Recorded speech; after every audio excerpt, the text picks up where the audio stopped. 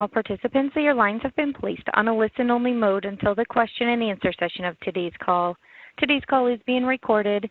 If anyone has any objections, you may disconnect at this time. I would now like to hand the call over to Josh Finch. Thank you. You may begin. Good afternoon and welcome. Thanks for joining us for today's media teleconference to provide an update on the agency's Boeing crew flight test to the International Space Station, the first flight with astronauts in the company's CST-100 Starliner spacecraft. Leadership on the call today will also discuss data reviews from Boeing's Orbital Flight Test 2 to the space station. The briefing participants for today are Catherine Leaders, Associate Administrator for NASA's Space Operations Mission Directorate at NASA headquarters, Steve Stitch, Manager, NASA's Commercial Crew Program at NASA's Kennedy Space Center, Joel Montalbano, Manager, NASA's International Space Station at NASA's Johnson Space Center, and Mark Nappy, Vice President and Program Manager for the CST-100 Starliner at Boeing. We'll begin today's call with opening comments from our speakers, and then we'll turn it over for questions from the media. First, I'll go to Kathy. Hey, I think sitting here today, I'm lucky enough to be at KSC and being part of our countdown to our exciting Artemis mission, the uncrewed test flight of our exploration system, coming up here on Monday morning. But what's really cool about being and working for NASA and being in space ops is that we're also continuing to bring online our LEO crew systems, and the CCP, Boeing, and ISS teams continue to make progress bringing the Boeing crew transportation system to the ISS online and continuing to learn, as we've learned that these uncrewed demonstration missions are great checkouts and help make sure that before we put people on, we've really fully fleshed out the system.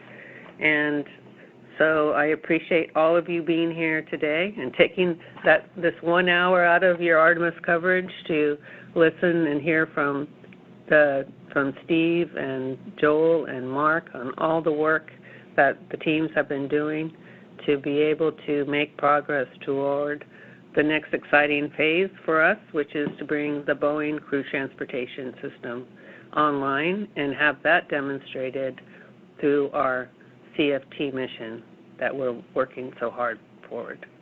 So, Steve, you want to let everybody know what you're doing? Yeah, thanks, Kathy. Really appreciate it. It is a very exciting time in commercial crew as we bring on the Boeing crew transportation system, and it's exciting to work multiple vehicles with crew transportation in mind. You know, it's been a pretty busy time frame since landing. The team has wrapped up the post-flight work, going through all the data and all the systems, and that work is wrapped up. I got to participate with Mark and his team, along with some of the NASA team, in a celebration for the orbital flight test just a week or so ago, and it was great to see the enthusiasm in the team, and we talked a lot, both Mark and I at that meeting, about pivoting over, and we're moving toward the crewed flight. It'll be really exciting to fly Butch and Sunny, and for Sunny, you know, it's the same spacecraft that she named after the OFT-1 flight, Calypso, so that's a really exciting time frame too. We have recently completed the first big integrated simulation between United Launch Alliance, the Boeing team, and the NASA team with the crew, practicing the launch countdown and getting the crew in the spacecraft and getting ready for flight. So that was a really exciting event as well. Mark's going to talk a lot about the spacecraft and how that work is progressing, but the vehicle's coming along very well in the C-3PF as well as we get the spacecraft built out for flight. And then we're working toward, in the fall we'll have a really important integrated crew validation test where the crew will get in the spacecraft and check it out with the suits and the seats and the integrated ecosystem. So that's a big test that we're working toward here in the fall. Currently we're targeting a launch date as early as February of 2023. It's a busy time frame around there, and so early February is likely the best window in that time frame. Mark and the NASA team we're getting all the products ready and everything we need to get ready for the flight to go for that time frame. It is a busy time, as Kathy said, and I want to congratulate the Boeing team for their role in the Artemis mission. I'm sure they're very excited to go fly the core stage, which they're responsible for the very first time. And I know Mark Nappy personally was involved in that, and I'm sure he's excited to see that flight fly on Monday. As I said earlier, we're really pivoting to CFT. We'll fly when we're ready, and very excited to continue to work on this mission. And I'll turn it over to Joel. Hey, thank you, Steve, and welcome again to everyone, and thank you for taking time out to listen to us today. Onboard operations are really going well. We are very happy with what we're doing on board with the crews, and just last Saturday we concluded a successful SpaceX 25 mission with a landing just outside of Kennedy Space Center. We returned some critical science research and some critical EVA hardware that we're going to be using to play forward our EVA decision coming up in early October. So the teams are doing well and just on board, just going well. I just can't say enough good things about that. We're looking forward to seeing another Starliner back docked to the International Space Station following the successful OFT-2 mission. As you know, long term, we're planning a Starliner visit once a year. Steve mentioned Sunny and Butch. We expect this mission to be docked about 8 days. We're still working the details, but think approximately 8 days or so.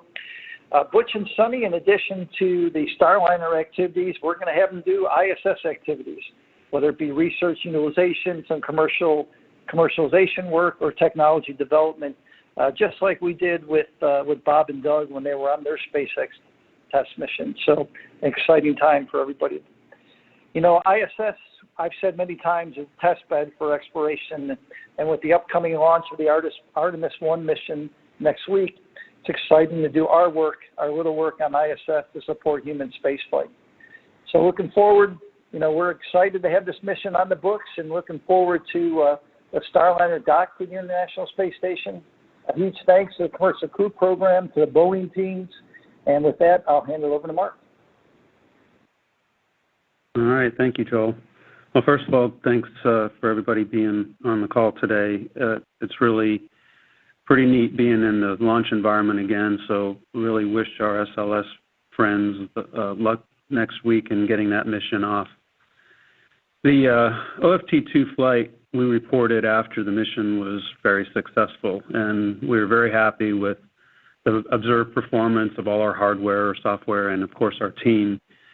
After the flight, like Steve said, we did a lot of in-depth post-test analysis, and there are 252 FTOs, or flight test objectives, that we had planned, and we went through and looked at all the data associated with all of those FTOs, and we're just wrapping up and with the final report now. Matter of fact, we turn it in tomorrow.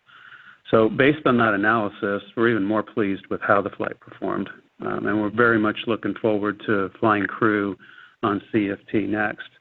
So to talk a little bit more about the analysis, or the results of the analysis, I should say, OFT-2 was a test flight, and it was a demonstration of the vehicle's capabilities as well as a test of how all the integrated systems work together.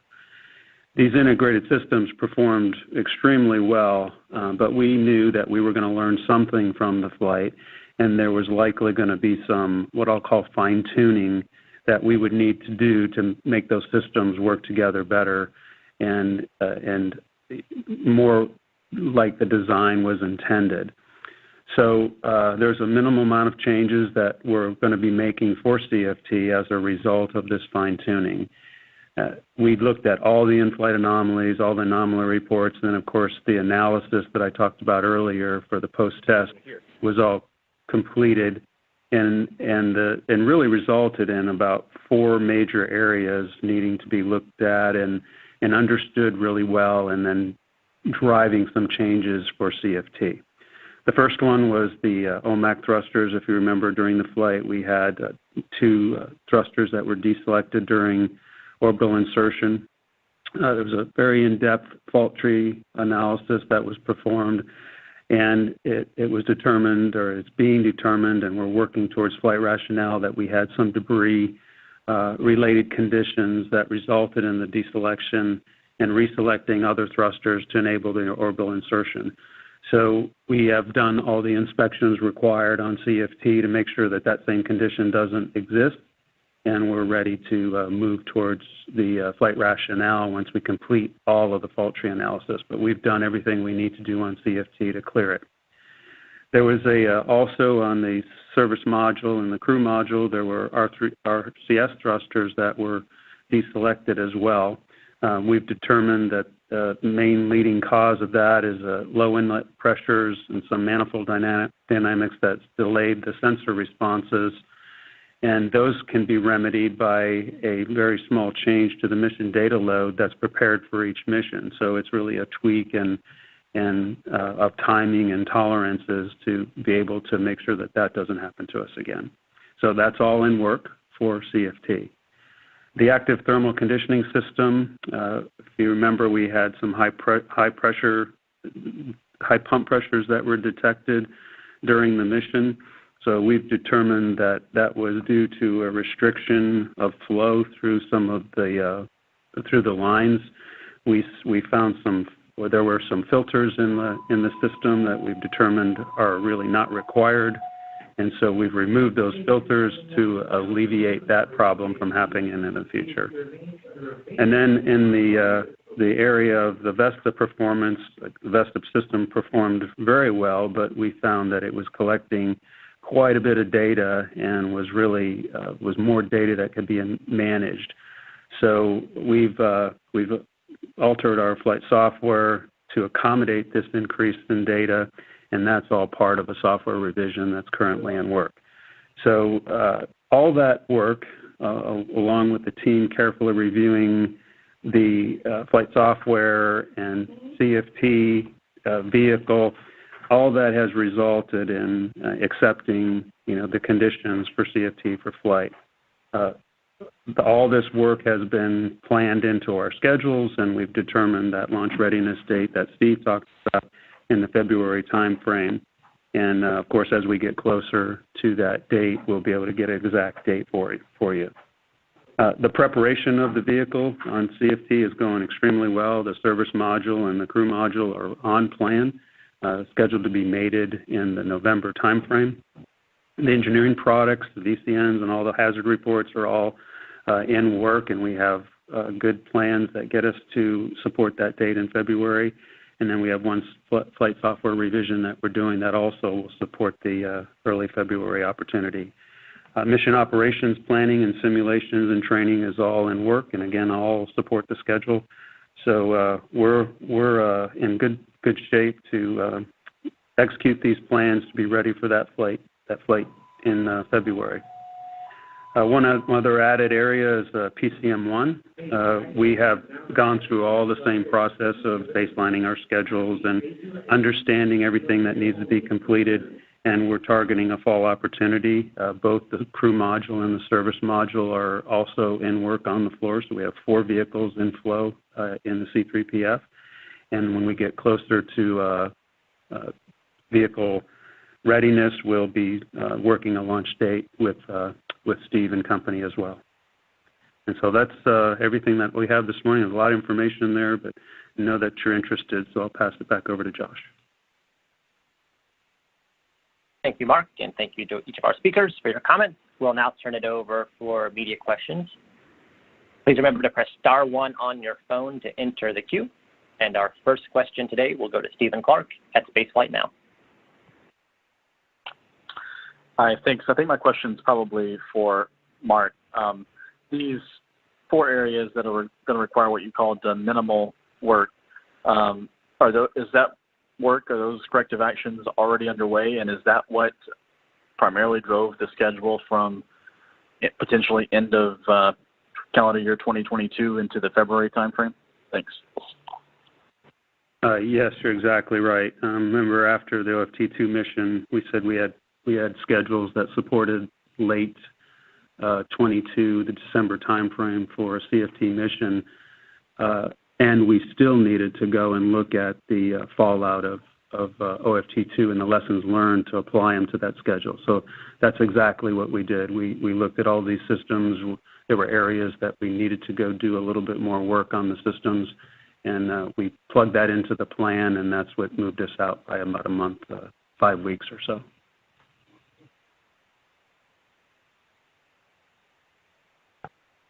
And our next question is from Joey Roulette at Reuters. Hey, thank you. I guess this question's for Mark or Steve. Other than those 4 main issues that popped up during OFT2, is there anything else that you guys noticed while you were looking at the data that looked a little off, or anything that looked off nominal during the mission? And also for Mark, are there any plans currently to certify Vulcan for Starliner? Are you guys talking to ULA for that at this point? Thanks. I'll start with the second half first. We are certainly looking at the launch vehicle integration for when we run out of Atlases after PCM 6. So yes, that's actively in work, and our teams are working with the launch vehicle providers for that, and we'll be having to make a decision probably sometime early next year on what we're going to go do and as moving forward. On the first question, we're ongoing with reviewing all the information from pre-OFT2 as well as post-OFT2 and the things that have popped up since we've been processing the vehicle. And so there are a number of small things that have also been implemented into the flow. The ones that I outlined for you are really the major items that caused us to add a little bit more time into the schedule and were the biggest changes that were made. But there were a number of smaller items as well. Steve, over to you if you had anything else. Yeah, thanks, Mark. Yeah, I would characterize the smaller things as really learning relative to how to go fly the crewed flight test.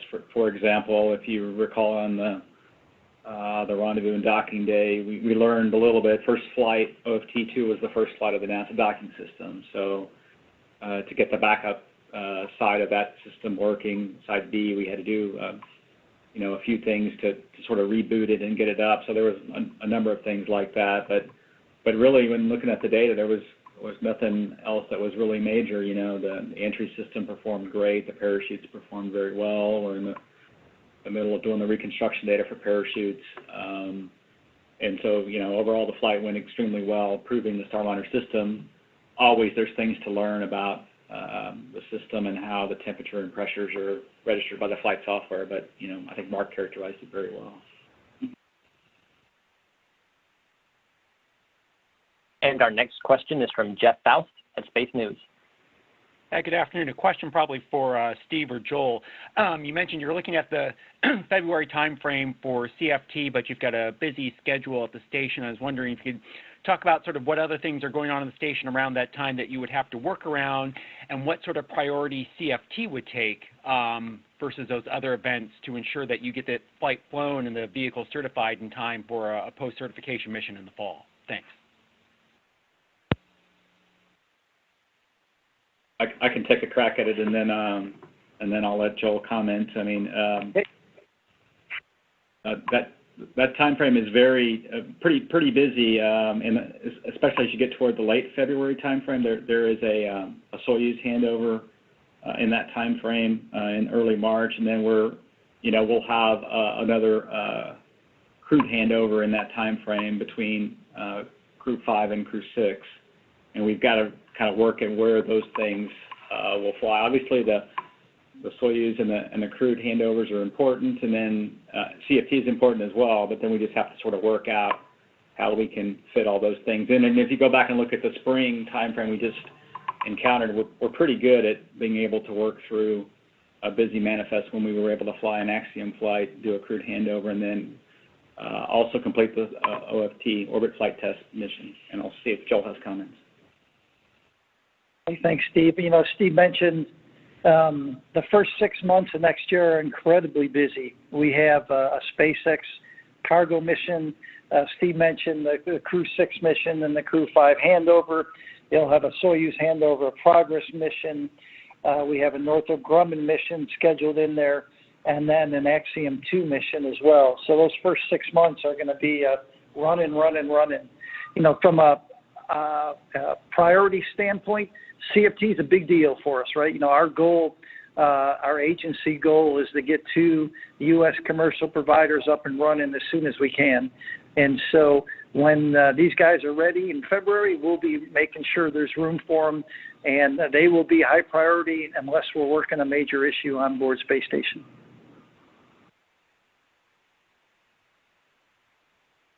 And our next question is from Irene Klotz at Aviation Week. Thanks. This is for Mark, and I'm sorry if this is repeating something you said. There's a lot of background noise where I am.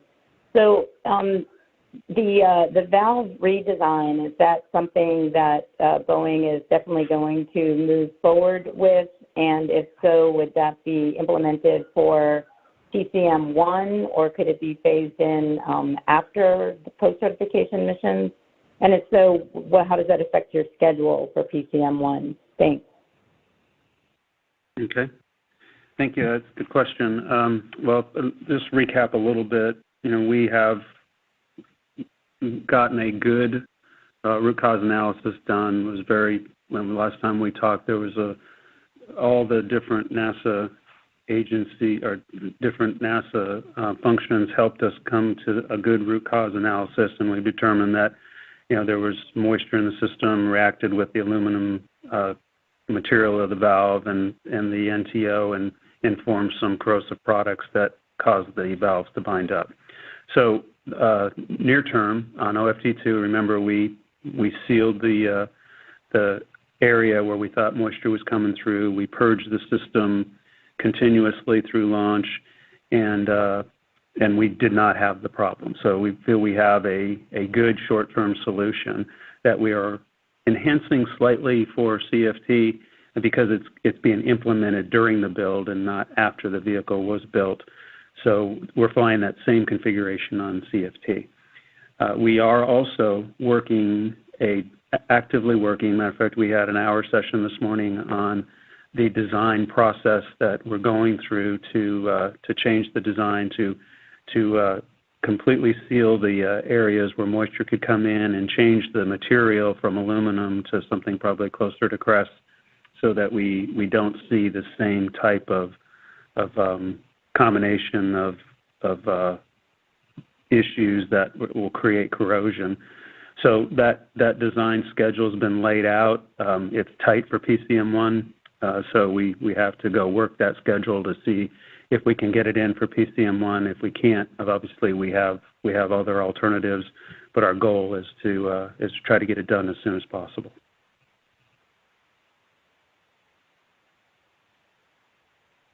And our next question is from Tim Fernholz at Quartz. Hello. Thank you for taking my question. This is for Mark. I'm just curious, now that we're through the OFT and looking onto the crude flight test, can you tell us a little bit about Starliner as a business? Do you have any updates on non-NASA customers for the vehicle? And I'm curious, given the valve redesign in the works, do you have a sense of whether this program could ever be profitable for Boeing? Thank you. There's a lot there. First of all, our obligations are to NASA and to fly the PCM missions for what we're on contract to do, and that's 1 through 6. So that is our priority, and we certainly are going to meet those commitments. Second is looking at what do we want to do to increase the profitability of the program, and there are a number of things that we are actively working. As in the PAM missions, we have an opportunity to create a 5th seat for our vehicle, and then there are other opportunities in low Earth orbit. There seems to be a very big market for us to address. So in order to do that, there's quite a bit of activity in our company to determine how do we want to work on our vehicle to make it long-lasting and something that can be turned around quickly and be able to support the number of missions that are out there in our low Earth orbit market. So yes, we are actively working that to understand what we can go accomplish. Thank you. And our next question is from Marcia Dunn, the Associated Press. Yes, for Mr. Nappy, you mentioned the thruster issue with some debris. What was the debris? How did it get there? Just looking for a little more information on that and whether it was perhaps worker related. Yeah, that's a really good question, and unfortunately, we don't get the hardware back, so we will never know exactly what was the issue. But what we do is, we create a fault tree of all the possible causes, and there could be, in some cases, hundreds of them, and we go through and we rule out every single one by analysis or test or by inspection. And so that's when we don't get the hardware back. That's the hard way to have to go and try to figure out what potentially happened to us. And sometimes you nail it down to 2 or 3 probable causes, and you have to live with the fact that I don't know which of the 3 it is, but I've ruled them out because I went to the hardware that I do have and made sure that that condition doesn't exist. And that's really the process that we went through with this vehicle. So we do not know where the debris may have came from, or I guess there could be a number of guesses of how it happened, but the bottom line is that looks to be the leading root cause, and we've eliminated that by looking at the CFT vehicle and making sure that there's absolutely no debris in the system.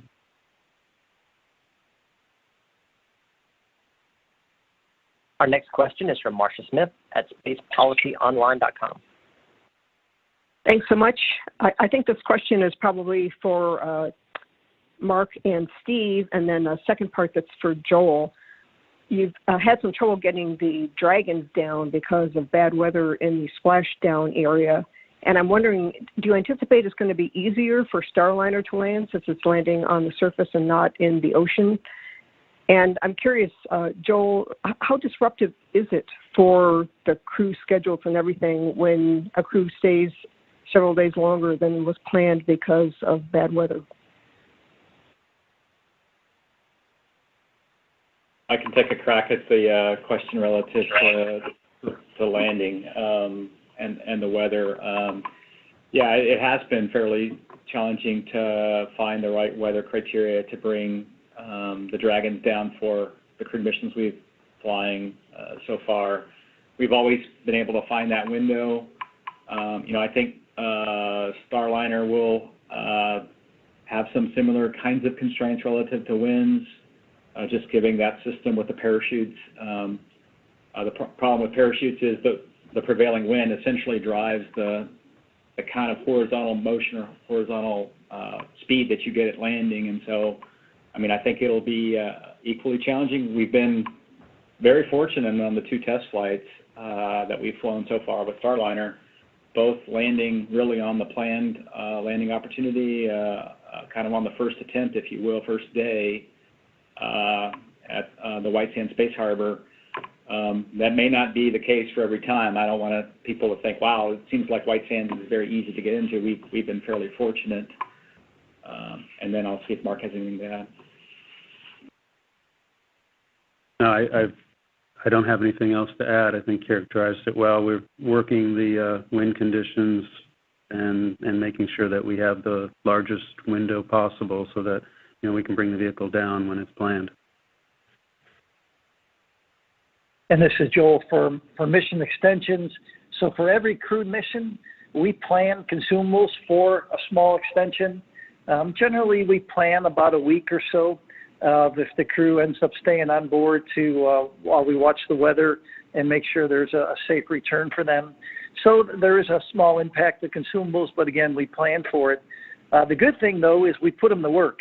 And so I talked to you guys a lot about the utilization and research, the technology development, and the commercialization activities.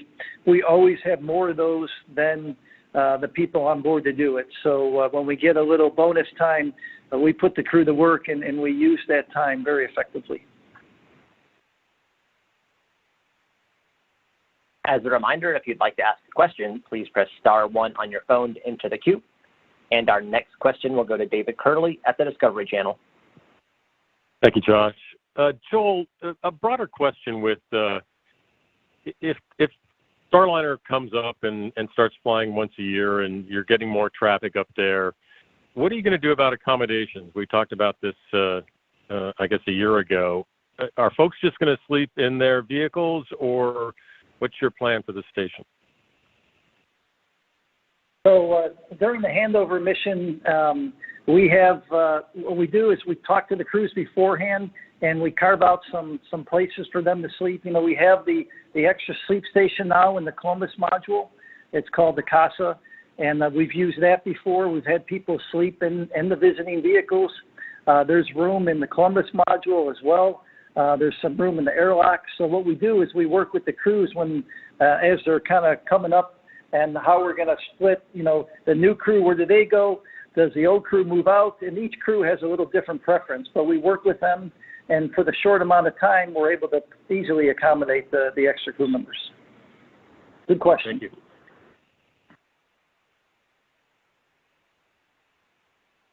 And our next question is from Stephen Clark at Spaceflight Now. Hi, thanks for taking another question. I want to follow up on, I think, Joey Roulette's question early on about the looking at alternate or new launch vehicles for Starliner missions beyond PCM-6 if you need that. I think Mark mentioned you're looking at providers. Just wanted to follow up on that and see if you're looking at other providers besides ULA potentially. And is the Starliner still a relatively launch vehicle agnostic vehicle, as I think Boeing has said previously, but haven't heard that in a while. Is that still the case, easily transferable to different launch vehicles? Thanks. Yes, we obviously want to look at different options. We have the time to understand what vehicles are available to us and if they can provide us the service that we need. So, you know, that it's just part of the business to, you know, to look at options, and so we are. The vehicle is, you know, agnostic. I wouldn't say it's easily agnostic because there's, you know, there's adapters that need to be built, and you know, there's different launch operations for the different providers. So we have to consider those when we make our choice.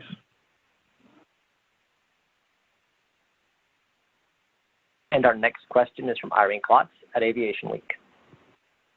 Thanks, Josh, and casting a bit of a wider net. I hope it's still within the bailiwick, but I was curious maybe if Kathy and Joel could address the new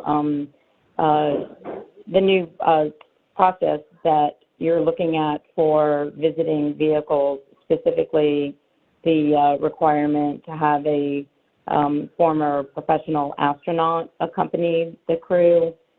You can maybe just give us a little background. Of course, we know this came out of the Axiom 1 flight, but has there been pushback from Axiom and others on that, or is that generally accepted as a good idea at this point?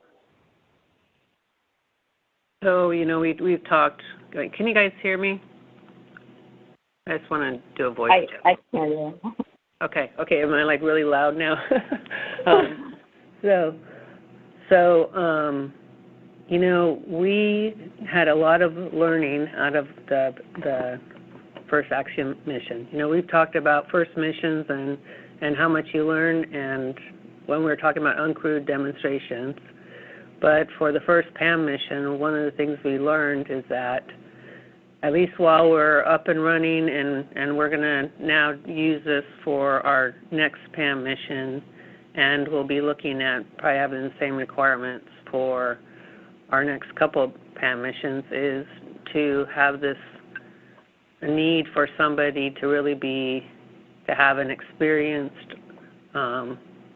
crew member that can support the other members of the team while on orbit to really help out and make sure that that the PAM operations are going smoothly.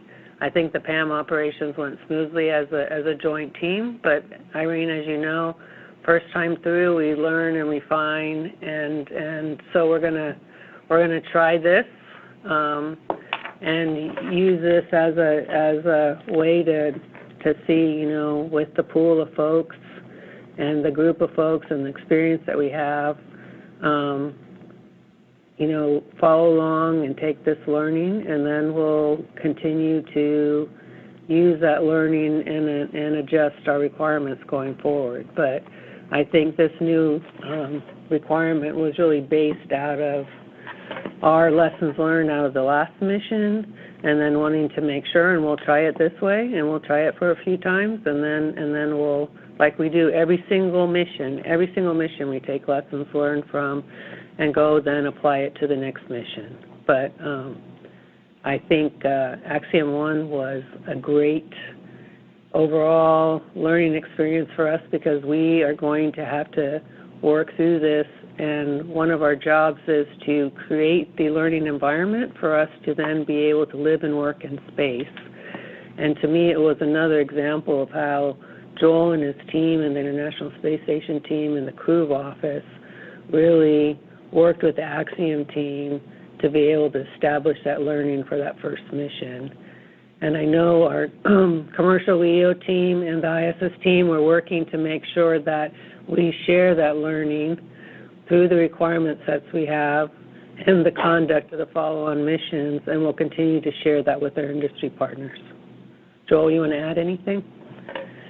Yeah, you covered it really well. The thing I'll emphasize is, we always look at the lessons learned and figure out, how we're going to go forward, and then we readdress that in a few missions. So the teams look at it, they see what works, what doesn't work, and then we adjust accordingly.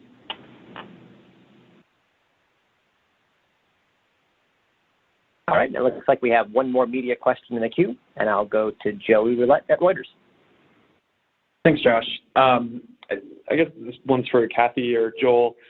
At what point do NASA and Roscosmos start examining Starliner for the integrated crew flights with the Russians? And I guess for Starliner, will it be the same kind of direct exchange arrangement with the Soyuz seat as is the case with Crew Dragon, or might there be some other kind of arrangement? Thanks. Hey, Joel, why don't you take this one? Okay. Yeah, my plan is to start working that this fall. And so, as you know, we signed the integrated crew agreement, which is one flight per year in 22, 23, and 24 with a cosmonaut on SpaceX and an astronaut on Soyuz. But as soon as we get past the September launch campaigns and October launch campaigns, we'll be working on trying to fold in the Boeing and make it a long-term agreement, right? So the goal is a long-term agreement. Every time we fly, we have a cosmonaut on either SpaceX or Boeing, and then an astronaut on the Soyuz spacecraft. But again, we'll start working in detail later this year. Does that require a new agreement, or is that a modification to the existing agreement? My initial starting point is going to be a modification. I prefer, the way the agreement is written, we should be able to do a modification. And one quick little follow-up. Given the differences between Crew Dragon and Starliner, do you expect it might not be a direct barter exchange with the Soyuz seat, or would it be the same? Thanks. It'll be the same. That's the plan. We're always going to do a barter agreement with no-cost barter, regardless of the vehicle. Thanks. And we have one additional question from David Curley at the Discovery Channel. Thanks, Josh. I guess I thought you're all going to slip out of there.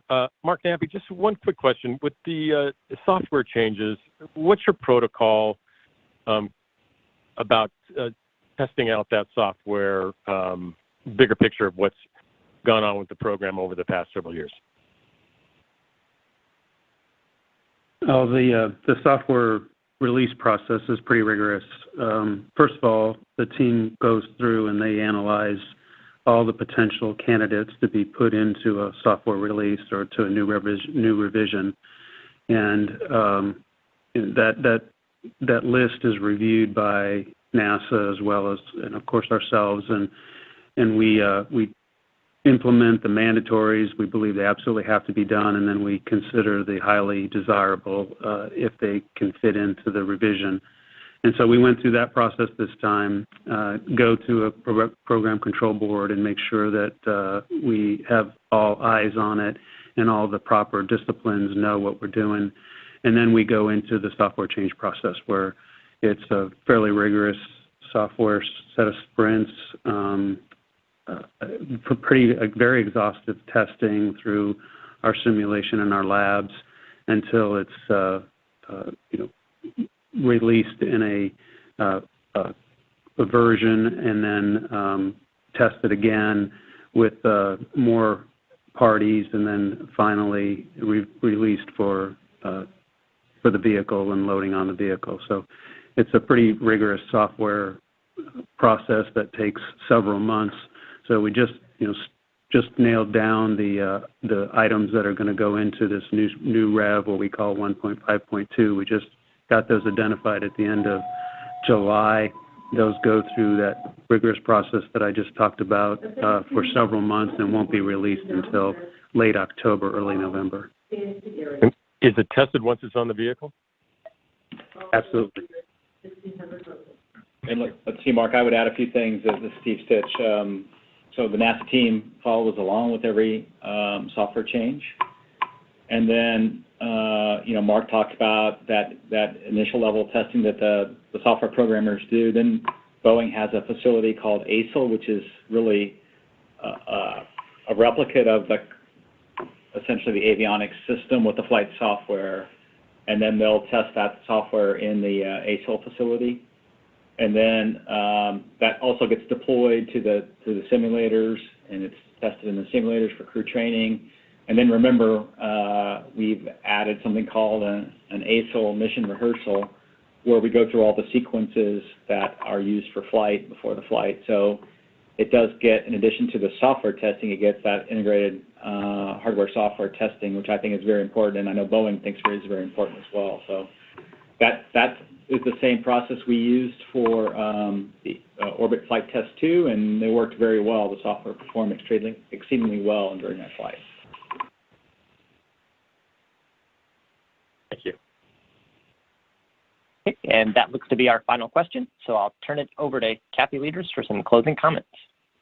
Okay. Hey, once again, I really appreciate everyone taking the time to be here. We had promised everyone an update by the end of August, and I appreciate there's a lot of things going on right now, but we also felt really strongly that we needed to give you guys a progress update. As you can hear, as always, this team is carefully stepping through the critical steps that are needed for us to safely conduct the crewed demonstration flight of the Boeing CST system, and targeting now early 2023. And Steve and Joel and Mark Nappy are working diligently to make progress on that, and the team's doing great, buying down the necessary steps for us to get there. But I just wanted to end with, in the same way, I know our NASA and industry team here at KSC and at the centers getting ready for the preps for the upcoming uncrewed test flight of our Artemis crew transportation system. And so I know I can safely speak for the joint team on this call by ending this and saying, go Artemis. So I hope everybody's going to be enjoying this over the weekend and getting ready on Monday. I know we're all saying Godspeed to that vehicle, and as we all know, we know that this is going to be a critical mission for us. So thank you all for being here.